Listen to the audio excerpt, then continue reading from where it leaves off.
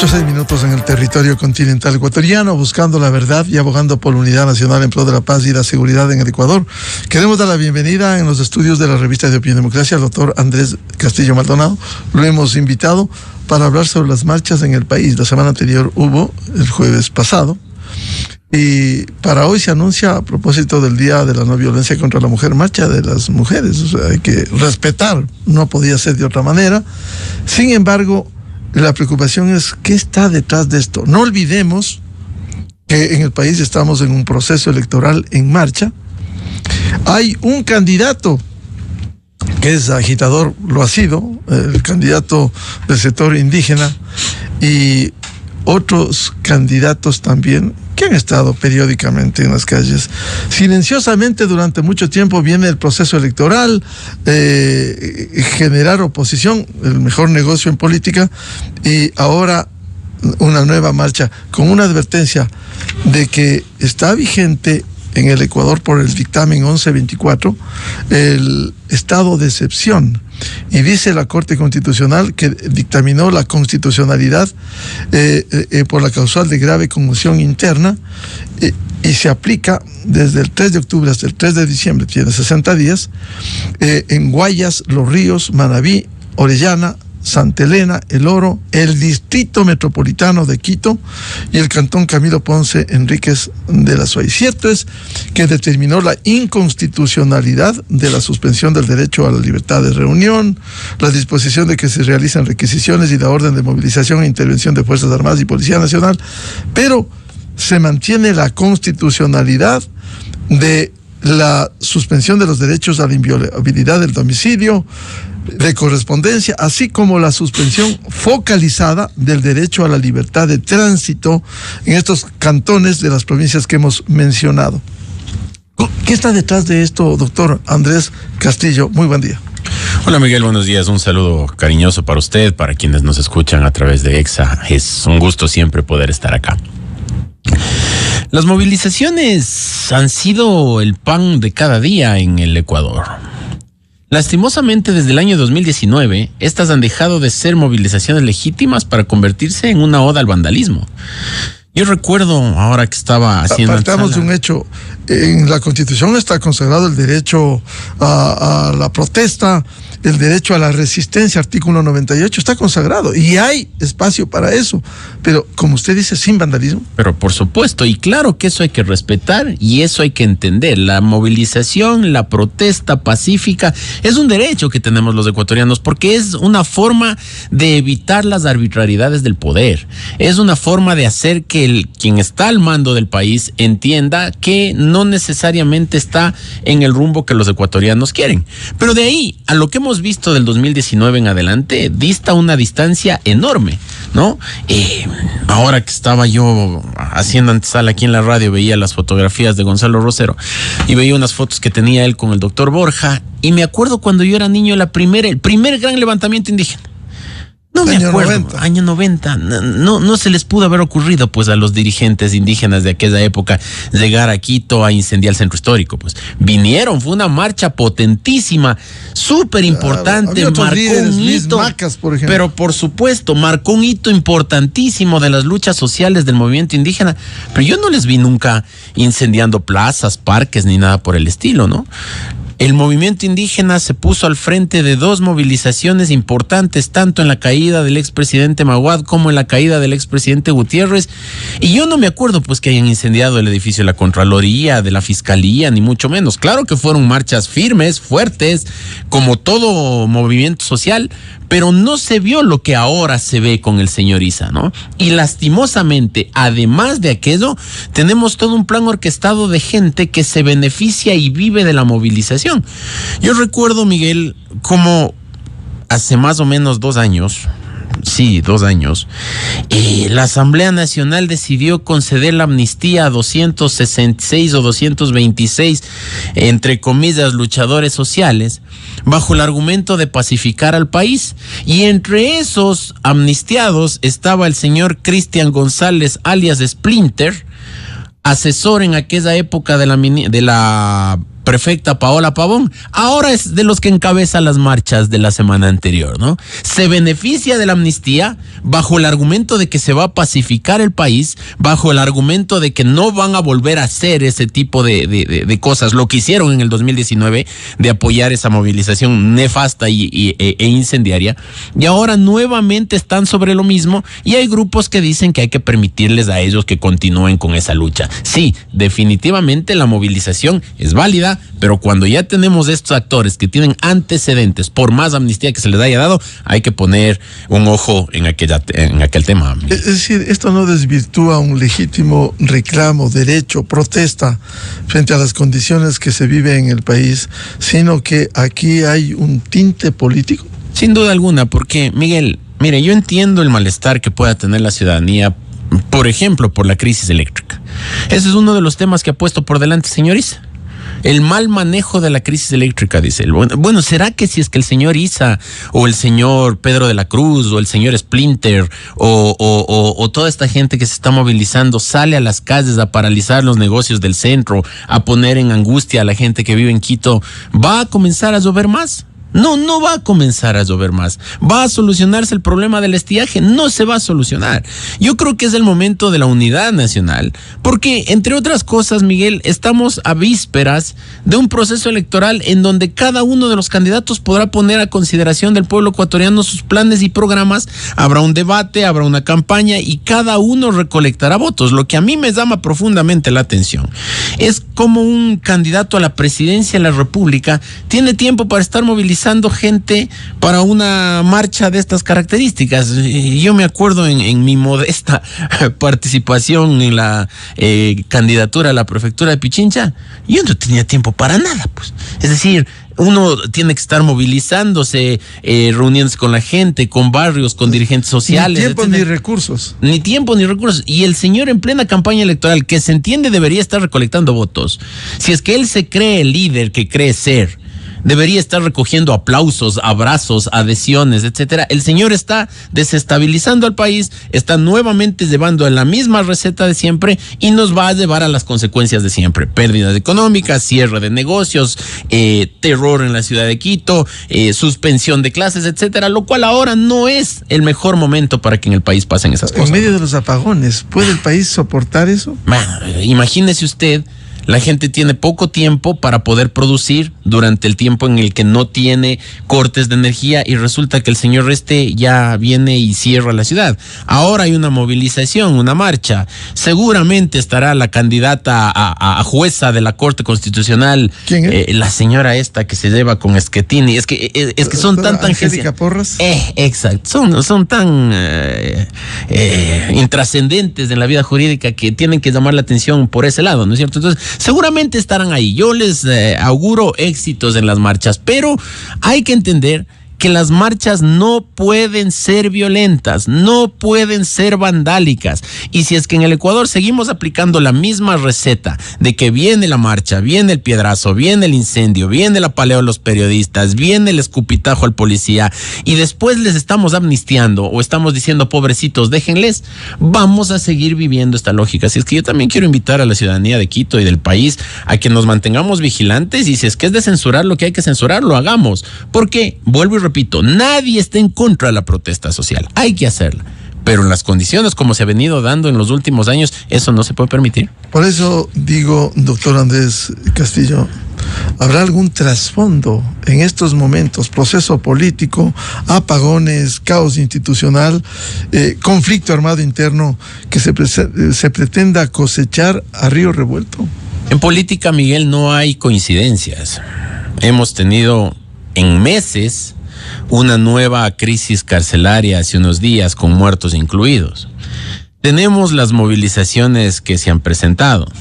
Tenemos los problemas de incremento de la inseguridad. Todo el país tiene que estar concentrado, Miguel, en el ataque al narco y al crimen organizado. La diferencia entre el crimen organizado y la sociedad honesta está justamente en la segunda palabra de la primera acepción. Ellos están organizados, Miguel. Es decir, hay todo un andamiaje en el crimen organizado. Gatilleros, sicarios, movilizadores de recursos, lavadores de dinero, los grandes capos, la gente de la logística, la contaminación de cargas, recursos, etcétera. La semana anterior se denunció, el propio presidente denunció, 2 millones habían encontrado en billetes llegando a Quito, justo el día de la marcha, el jueves pasado. Bueno, ¿y a dónde se va esa plata, no? Es decir, y las personas, y más allá de las personas que van trasladando, porque ya nuevamente volvemos a la lógica de siempre, Miguel. Pobrecitas esas chicas, ¿qué culpa tienen? ¿A dónde habrán estado yendo? Bueno, justifiquen a dónde llevaban 2 millones de dólares, ¿no? Sí, siempre es importante saber eso. Yo suelo ver ese programa que dan en la televisión que habla sobre el control en los aeropuertos, no voy a dar el nombre, ¿no es cierto? Y una de las cosas que la policía les dice a las mulas del narcotráfico es, oiga, cuéntenos de dónde vino esta carga, o cuéntenos quién le dio la maleta, o cuéntenos quién le encargó lo que vas llevando y que está con droga, y su pena será mucho menor. Bueno, si es que estas señoras llevan 2 millones de dólares, supongo yo, habrá que partir del principio y de la presunción de inocencia que es de su propio trabajo, ¿no es cierto? Es de su esfuerzo, de su dedicación. Pero si no es así, bueno, pero digan quién les dio. Pero no es normal llevar 2 millones de dólares. ya quisiera yo llevar 10,000 dólares de un país a otro. O sea, no tiene lectura aquello, ¿no es cierto? Y en efectivo, y de una forma absolutamente opaca, y ¿no es cierto? La complicidad de de los servicios aduaneros. Entonces, esa es otra de las razones que impulsan este tipo de temas, Miguel. Hay que tomar en consideración un asunto fundamental. La única forma de que el país pueda salir adelante bien, desde la buena fe, es descorreizando el país, Miguel.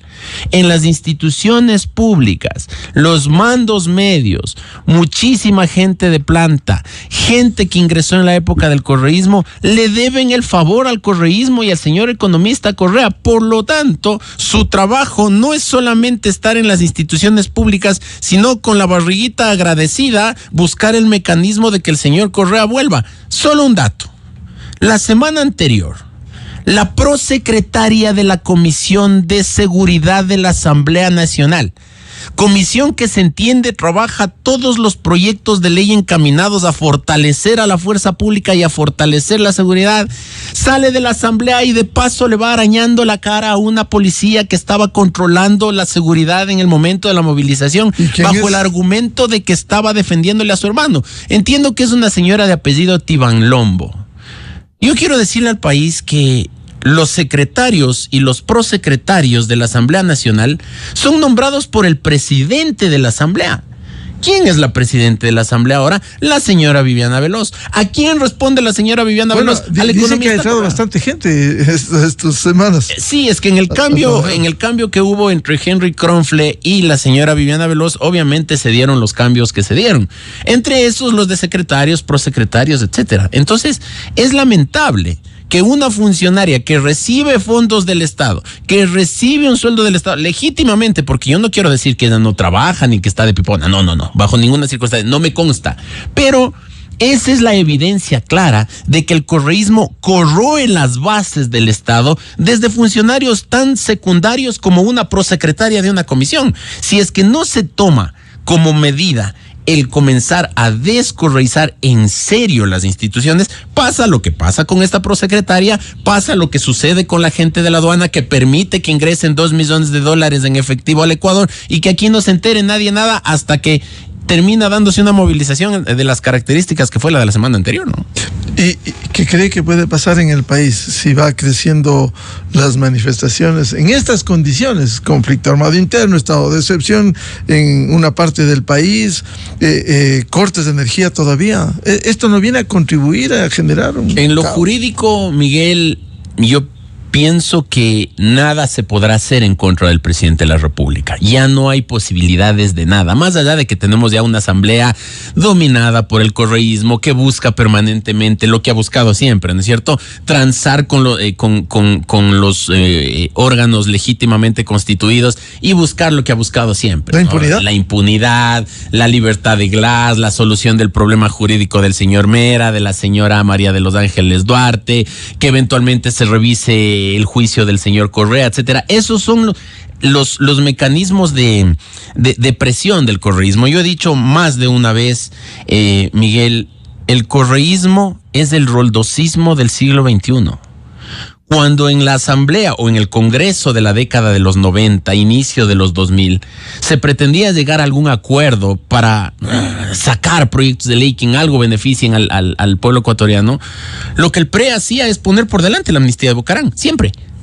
El correísmo hace lo propio. Para cualquier iniciativa buena para el país, ellos priorizan la impunidad. Ellos priorizan la libertad de sus líderes delincuentes sentenciados. Entonces, ahora se están calentando las calles para seguir minando la imagen del presidente de la República, para pretender hacer como acto de campaña anticipada lo que se viene haciendo con los actores de siempre, ¿no? El señor Issa, el señor Pedro de la Cruz, la señora Natasha Rojas y todos aquellos que han hecho de la calle un mecanismo de visibilización y que a la larga no se reporta en votos y terminan siendo los perdedores de siempre, ¿no? ¿Usted cree que hay un juego político perverso? Un reconocido cirujano nos describía, a propósito de estas manifestaciones, que hay en el ámbito de su profesión, en algunos hospitales, hay gerentes y directores correístas que generan problemas persiguiendo a los médicos para provocar descontento y reclamos contra el ministro y el presidente.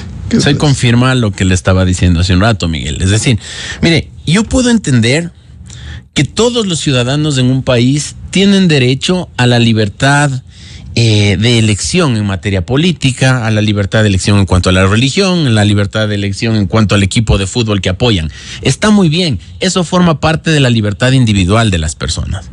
Pero ya el correísmo se ha convertido en una suerte de secta que viene dañando la institucionalidad democrática del país desde que dejaron de ser gobierno.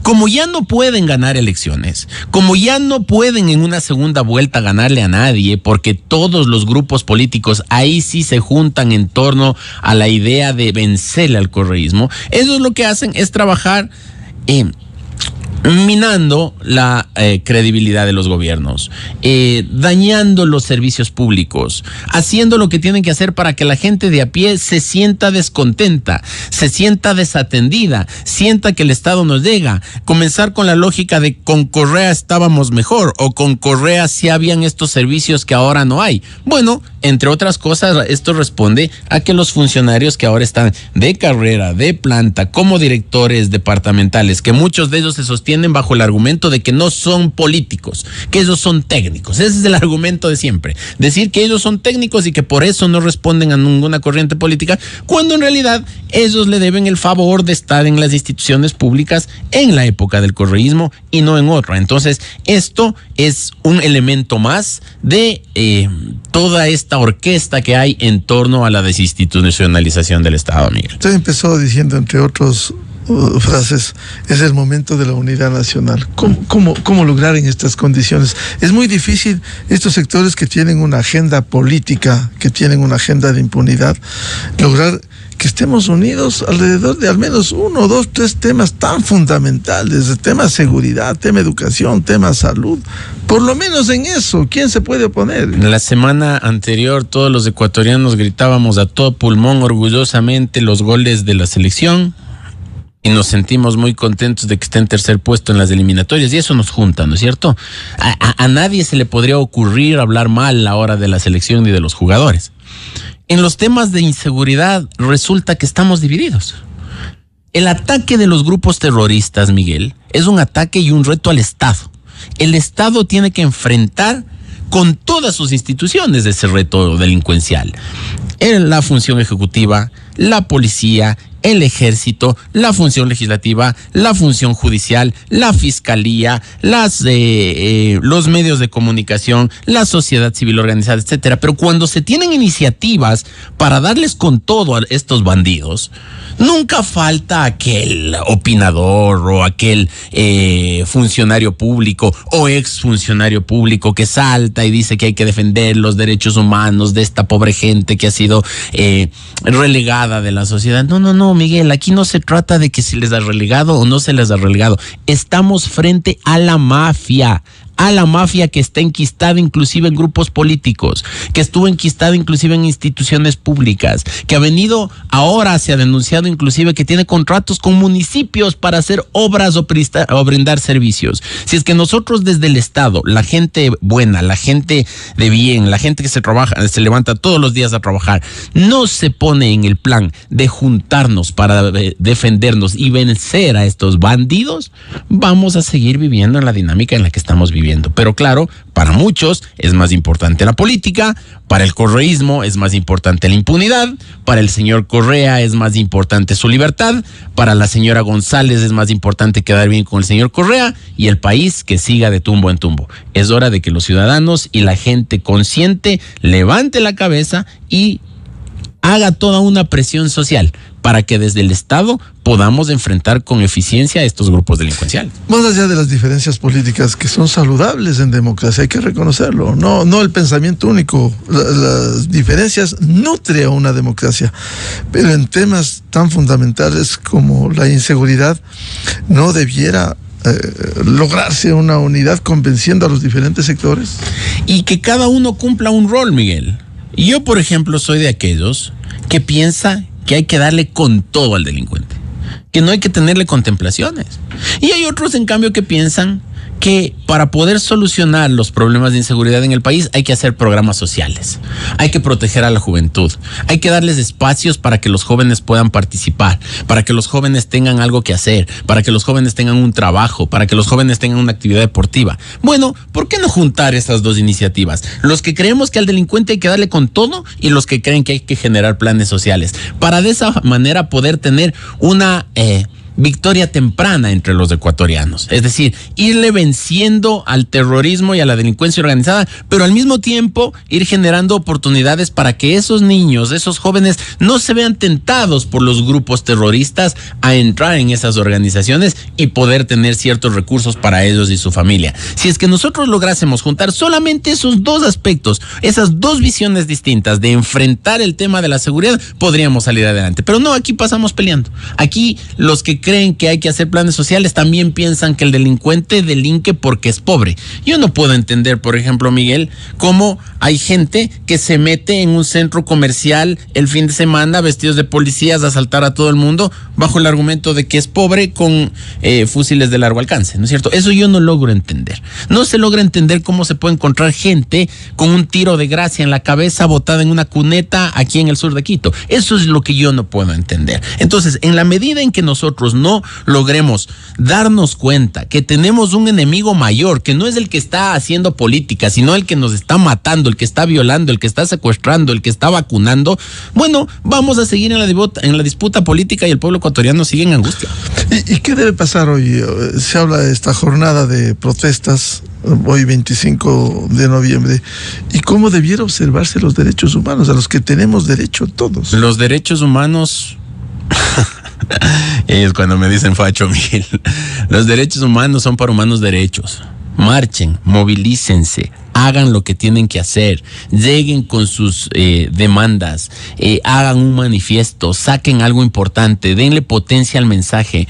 Pero ¿qué culpa tiene, por ejemplo, el monumento al Mariscal Sucre en la Plaza de Santo Domingo? Para irle a paliar, a rayar.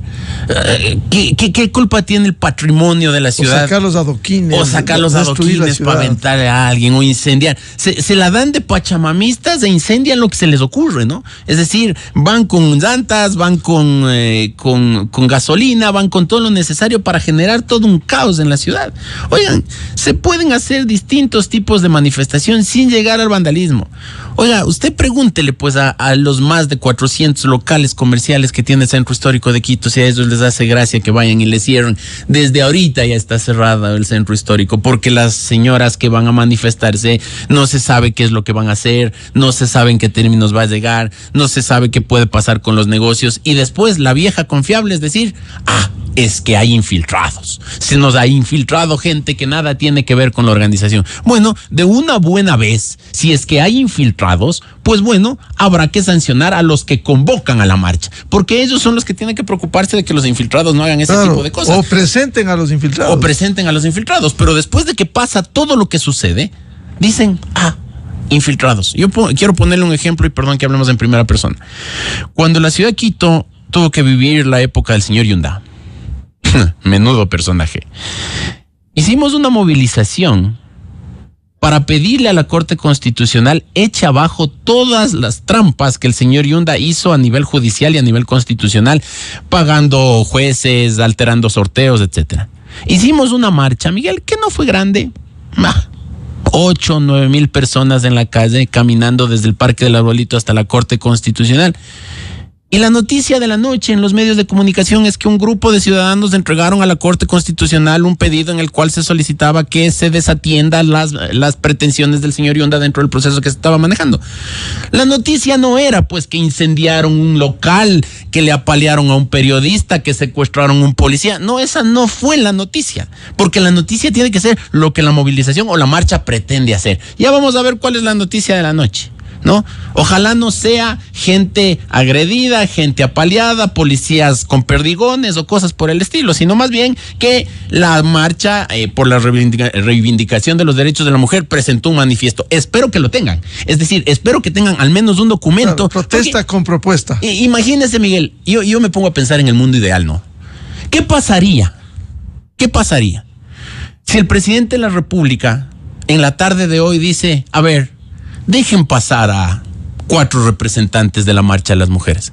¿Será que van a llegar ellas con un instrumento, un documento que diga, señor presidente, esto es lo que nosotros pensamos que se debe hacer para atacar la violencia de las mujeres? ¿Será que eso van a llevar? Espero que sí. O solo llevan los palos, o solo llevan las piedras, o solo llevan la gasolina. Eso es lo que yo quisiera preguntar a la señora Porras, a las señoras que tiene, a los que están al frente de la marcha. ¿Ya tienen la propuesta? ¿Ya tienen lo que se va a plantear? ¿O simplemente es una jornada para irnos a paliar todos contra todos? Esa es la duda que yo dejo, ¿no? Bien, muchas gracias al doctor Andrés Castillo para hablar sobre las marchas en el país y lo que se prevé para este lunes 25 de noviembre. Muy amable, doctor Castillo. A usted, Miguel, gracias. Muy Siempre amable. un gusto estar aquí. Saludos. 8:33 minutos en el territorio continental ecuatoriano. Vamos a una pausa y ya volvemos. Previsto un diálogo con la representante de la Tribuna de Consumidores y Usuarios, doctora María José Troya, y los abusos que hay en el mercado en medio de la crisis eléctrica en servicios básicos. Desde 1984 con Gonzalo Rosero, la revista de opinión Democracia. Siempre líderes, siempre confiables. Enseguida regresa Miguel Rivadeneira.